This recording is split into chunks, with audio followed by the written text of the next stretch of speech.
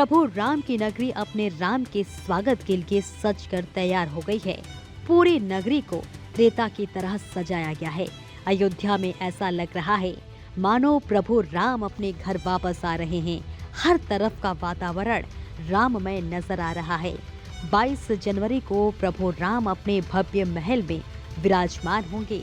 500 साल के लंबे संघर्ष के बाद 22 जनवरी की ये तारीख इतिहास के पन्नों में दर्ज हो जाएगी, जब मर्यादा पुरुषोत्तम प्रभु राम अपने भव्य महल में विराजमान होंगे। रामलला के अयोध्या में विराजमान होने का दिन लगातार पास आ रहा है। अब बस पूरे देश को 22 जनवरी का इंतजार है।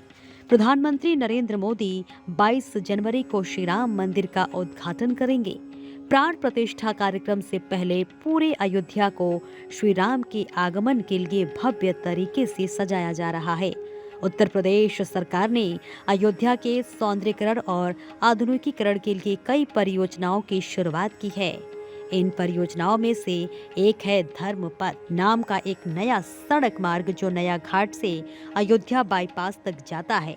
इस मार्ग पर 40 सूर्य स्तंभ लगाए गए हैं। प्रत्येक स्तंभ 30 फुट ऊंचा है और स्तंभ के ऊपर सूर्य के आकार की गोलाकार संरचना को तैयार किया गया है, जो देखने में बेहद ही भव्य नजर आती है। सूर्य स्तंभों में लगी इस गोलाकार संरचना को और भी ज्यादा भव्य दिखाने के लिए इसमें एलईडी लाइटिंग का इस्तेमाल किया गया है। ये एलईडी लाइटिंग नारंगी रंग की है और ठीक सूर्य जैसी नजर आ रही है। ये लाइटिंग रात होते ही धर्मपथ को रोशन कर देती है और अयोध्या नगरी में एक अलग ही छटा बिखेरने लगती है।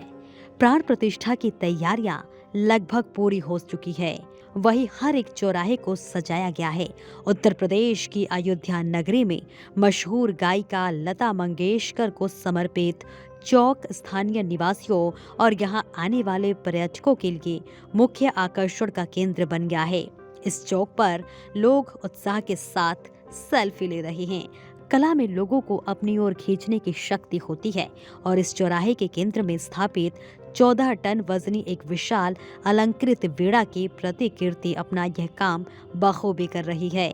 अधिकारियों ने पहले बताया था कि 40 फुट लंबी और 12 मीटर ऊंची इस प्रतिकृति को प्रसिद्ध मूर्तिकार राम सुतार ने बनाया है। इसे करीब 7 करोड़ 90 लाख रुपए की अनुमानित लागत से बनाया गया है। लता मंगेशकर चौक राम पथ और धर्म पथ के चौराहे पर स्थित है। राम मंदिर के आगामी अभिषेक समारोह से पहले दोनों पथों को सुंदर प्रकाशमान स्तंभों के साथ खूबसूरती से सजाया गया है।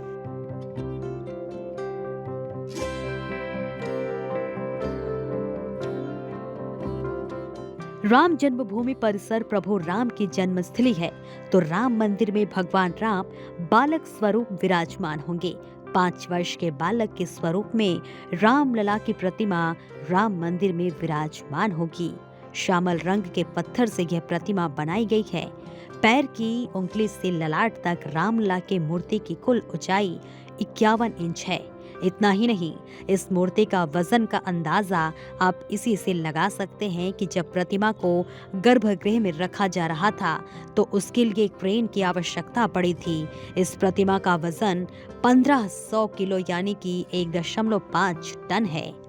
राम मंदिर ट्रस्ट के महासचिव चंपत राय ने राम मंदिर में विराजमान होने वाली मूर्ति की विशेषता का बखान करते हुए बताया कि भगवान रामलला की प्रतिमा का निर्माण देश के मशहूर मूर्तिकार अरुण योगीराज ने की है।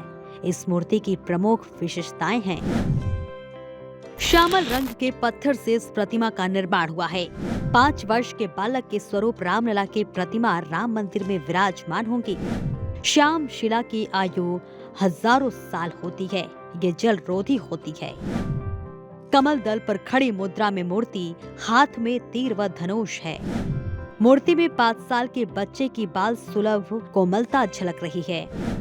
चंदन रोली आदि लगाने से मूर्ति की चमक प्रभावित नहीं होंगी।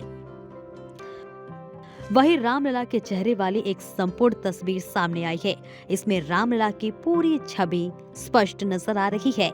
यह तस्वीर मूर्ति के निर्माण के दौरान की है। हालांकि बृहस्पतिवार को जब रामलला को गर्भगृह में स्थापित किया गया, उस वक्त उनकी प्रतिमा पर कपड़े की पट्टी लिपटी हुई थी और उनका चेहरा ढका हुआ था। 22 जनवरी को होने वाले प्राण प्रतिष्ठा समारोह के दौरान उनके चेहरे की पट्टी हटाई जाएगी। दरअसल शुक्रवार को जो तस्वीर सामने आई है, वह इस मूर्ति के निर्माण के दौरान की संपूर्ण तस्वीर है। राम मंदिर के गर्भगृह में स्थापित इस मूर्ति को मैसूर के मूर्तिकार अरुण योगीराज ने तैयार किया है। भगवान राम की नई मूर्ति बृहस्पतिवार की दोपहर राम जन्मभूमि मंदिर के गर्भगृह में रखी गई। 51 इंच की रामलला की मूर्ति को बुधवार की रात मंदिर में लाया गया था। भगवान राम की मूर्ति को पूरे वैदिक मंत्रोच्चारण के बीच गर्भगृह में रखा गया। शुक्रवार को अग्नि मंथन से अग्नि प्रकट किया गया। इससे पहले बुधवार को कलश पूजन का आयोजन किया गया। राम मंदिर ट्रस्ट के अधिकारियों के अनुसार अनुष्ठान 21 जनवरी तक जारी रहेंगे और प्राण प्रतिष्ठा के दिन रामलला की मूर्ति की प्राण प्रतिष्ठा के लिए हर जरूरी अनुष्ठान आयोजित किए जाएंगे। 121 आचार्य अनुष्ठान का संचालन कर रहे हैं। राम मंदिर प्राण प्रतिष्ठा कार्यक्रम 22 जनवरी को दोपहर 12:20 पर शुरू होगा और दोपहर 1 बजे समाप्त होने की उम्मीद है। बता दें कि प्रधानमंत्री नरेंद्र मोदी 22 जनवरी को मंदिर में प्राण प्रतिष्ठा समारोह में शामिल होंगे, जिसके अगले दिन मंदिर जनता के लिए खोले जाने की उम्मीद है। मंदिर में प्रतिष्ठा समारोह की रस्में पहले ही शुरू हो चुकी हैं। दिसंबर 1992 में कार सेवकों ने विवादित स्थल पर मौजूद बाबरी मस्जिद को ढहा दिया था। सुप्रीम कोर्ट ने 9 नवंबर 2019 को इस मामले में निर्णय लेते हुए विवादित स्थल पर मंदिर बनाने और मुसलमान को अयोध्या में किसी प्रमुख स्थान पर मस्जिद बनाने के लिए 5 एकड़ जमीन देने का आदेश दिया था।